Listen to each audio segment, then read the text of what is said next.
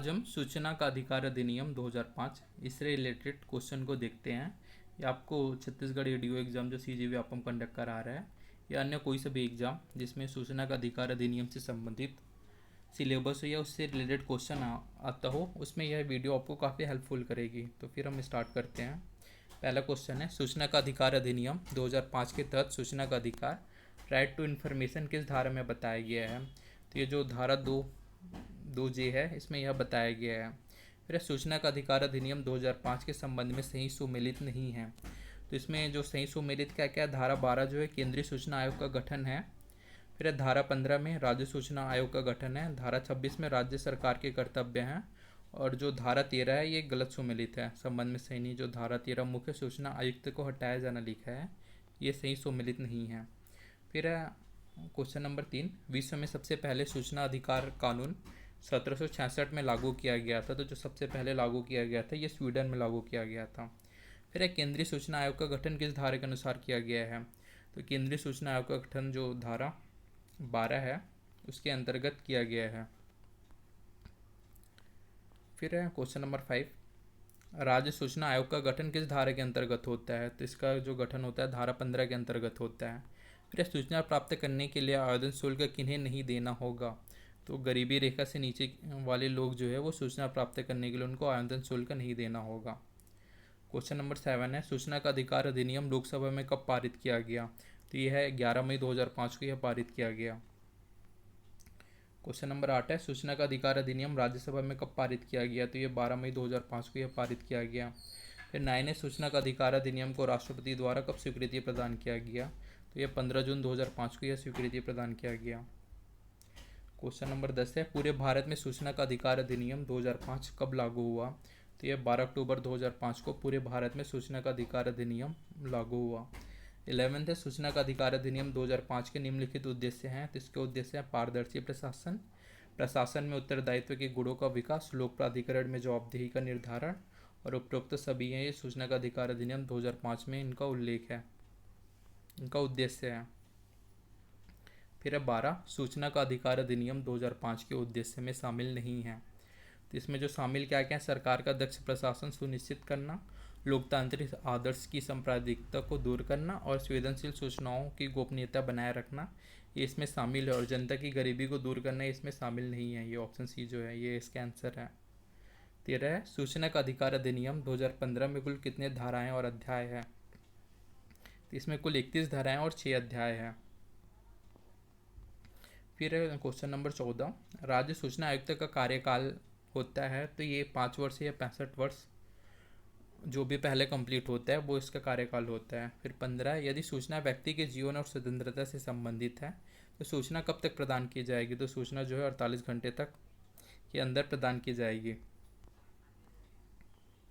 फिर question number 16, यदि सूचना का संबंध मानवाधिकार उल्लंघन से हो तो कितने दिनों के भीतर सूचना मिलेगी। तो ये जो है 45 घंटों के भीतर वो जो है सूचना मिलेगी। हाँ, ये एक्चुअली 45 दिन है, उसके अंदर जो है सूचना मिलेगी। फिर सूचना का अधिकार अधिनियम 2005 में समय पर सूचना नहीं देने पर प्रतिदिन दंड का प्रावधान था। तो ये प्रतिदिन जो दंड का प्रावधान था 250 रुपये था। फिर सूचना का अधिकार अधिनियम 2005 में सूचना प्राप्त करने के लिए आवेदन शुल्क कितना होगा। तो जो है 10 रुपये आवेदन शुल्क होगा। फिर क्वेश्चन नंबर 19 है, सूचना का अधिकार अधिनियम 2005 में प्रथम अपील को कितने दिनों के भीतर निराकरण किया जाएगा। तो ये 30 दिनों के भीतर प्रथम अपील को निराकरण किया जाएगा। फिर सूचना का अधिकार अधिनियम 2005 में दूसरी अपील निर्धारण कितने दिनों के भीतर किया जाएगा। तो ये जो है 90 दिनों के भीतर यह किया जाएगा। फिर क्वेश्चन नंबर 21, आरटीआई आवेदन को संबंधित है। तो आरटीआई आवेदन जो संबंधित है जन सूचना अधिकारी को संबोधित करता है। फिर क्वेश्चन नंबर 22 है, सूचना का अधिकार अधिनियम 2005 किस अधिनियम का स्थान लेगा। तो ये जो है सूचना की स्वतंत्रता अधिनियम 2002 है, इसका स्थान लेगा। फिर आरटीआई कौन दायर करता है। तो आरटीआई केवल भारत के नागरिक जो है वो दायर करते हैं, राइट टू इन्फॉर्मेशन जो है। फिर आरटीआई अधिनियम की प्रस्तावना में कहा गया है कि सूचना नागरिकता और सूचना की पारदर्शिता के लिए महत्वपूर्ण है। तो ये भ्रष्टाचार पर लगाम लगाना इसके लिए महत्वपूर्ण है। फिर है क्वेश्चन नंबर 25, आरटीआई आवेदन दायर करने के लिए आयु मापदंड क्या है? तो इसके लिए जो है कोई सीमा एवं आयु जो है निर्धारित नहीं है। फिर सूचना का अधिकार संसद में कब पारित किया गया? तो सूचना का अधिकार जो है वो संसद में 12 मई 2005 को पारित किया गया। फिर क्वेश्चन नंबर 27, राज्य मुख्य सूचना आयुक्त तथा अन्य आयुक्त को सिद्ध कदाचार या असमर्थता के आधार पर पद से हटाया जा सकता है। तो धारा 17 के तहत इसको पद से हटाया जा सकता है। क्वेश्चन नंबर 28 है, सूचना का अधिकार अधिनियम 2005 के तहत नागरिकों को निम्नलिखित सूचना प्राप्त करने का अधिकार है, इनमें से कौन सा गलत है? तो सरकार से की कोई भी सूचना, सरकारी निर्णय के प्रति प्राप्त करना, सरकारी दस्तावेज का निरीक्षण करना, ये सूचना प्राप्त है। लेकिन केंद्रीय आरक्षित पुलिस बल की सूचना प्राप्त करना ये सूचना का अधिकार अधिनियम के तहत प्राप्त नहीं है। फिर ये सूचना प्राप्त करने के लिए प्रत्येक प्रतिलिपि के कितने रुपए देने होंगे? तो इसमें जो है प्रत्येक प्रतिलिपि के 2 रुपये देने होंगे। फिर क्वेश्चन नंबर 30 है, सूचना प्राप्त करने के लिए सीडी फ्लॉपी के लिए कितने रुपए देने होंगे? तो इसके लिए 50 रुपये देने होंगे। फिर छत्तीसगढ़ सूचना का अधिकार मुख्यालय रायपुर में, इस भवन का क्या नाम है? तो इस भवन का जो नाम है वो निर्मल छाया है। फिर क्वेश्चन नंबर 32 है, सूचना का अधिकार अधिनियम 2005 में कौन सी धारा के अनुसार दंड का प्रावधान है? तो जो सूचना का अधिकार अधिनियम 2005 है इसमें जो धारा 20A है इसके तहत दंड का प्रावधान है। फिर क्वेश्चन नंबर 33, छत्तीसगढ़ मुख्य सूचना आयुक्त का वेतन कितना है? तो छत्तीसगढ़ मुख्य सूचना आयुक्त का वेतन है वो 90,000 है।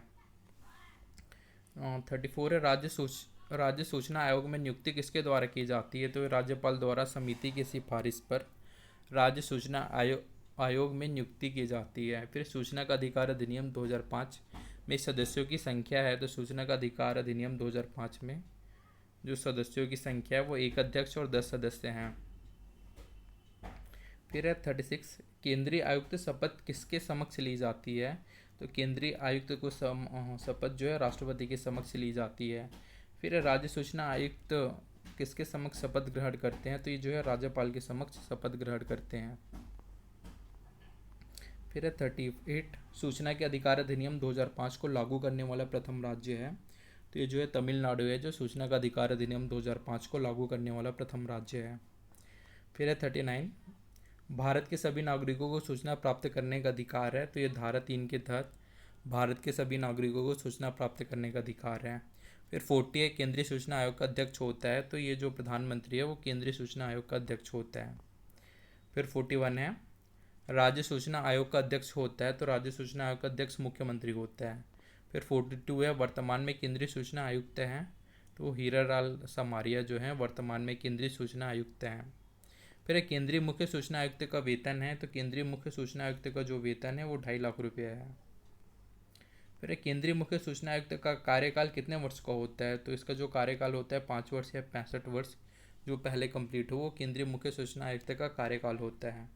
45 है, केंद्रीय मुख्य सूचना आयुक्त एवं अन्य सूचना आयुक्त की पदोन्नति एवं सेवा शर्तें का उल्लेख है। तो इनका उल्लेख जो है धारा 13 में है। फिर है 46, केंद्रीय सूचना आयुक्त एवं अन्य सूचना आयुक्त को सिद्ध कदाचार या असमर्थता के आधार पर पद से हटाया जा सकता है। तो ये जो है धारा 14 के तहत इसको हटाया जा सकता है। फिर सूचना आयोग के कार्य एवं शक्तियों का उल्लेख है। तो सूचना आयोग की जो कार्य एवं शक्तियों का उल्लेख है वो धारा 18 में है। फिर 48 है, सूचना का अधिकार अधिनियम 2005 में राज्य सरकार को निम्नलिखित कर्तव्य है। तो राज्य सरकार सूचना के अधिकार कानून का प्रचार, राज्य सरकार सूचना के अधिकार कानून का प्रचार करना, सूचना के अधिकार को कानूनी शिक्षा देना और सम्मेलन का आयोजन करना, ये जो उपरोक्त सभी हैं वो राज्य सरकार को प्राप्त हैं। फिर 49 है, सूचना का अधिकार अधिनियम का मुख्य उद्देश्य क्या है? तो इसका मुख्य उद्देश्य सरकार की क्रियाकलापों में पारदर्शिता लाना, प्राधिकारियों की जवाबदेही सुनिश्चित करना, सत्ता के दुरुपयोग पर अंकुश लगाना, ये सभी जो है सूचना के अधिकार अधिनियम का प्रमुख उद्देश्य है। फिर एक 50 नंबर का क्वेश्चन, सूचना के अधिकार अधिनियम के तहत नागरिकों को निम्न शक्तियाँ प्राप्त है, इनमें से कौन सा विकल्प गलत है? तो जो सरकार से कोई भी सूचना प्राप्त करना, सरकारी निर्णय के प्रति प्राप्त करना, सरकारी दस्तावेज का निरीक्षण करना और केंद्रीय आरक्षित पुलिस बल की सूचना प्राप्त करना जो है इसको हम नहीं प्राप्त करते। क्वेश्चन जो है रिपीट हो गया है। फिर देखते हैं यदि सूचना, ये फिर रिपीटेड क्वेश्चन है। इतना हो गया, अब नेक्स्ट वीडियो में और आगे के क्वेश्चन को करेंगे।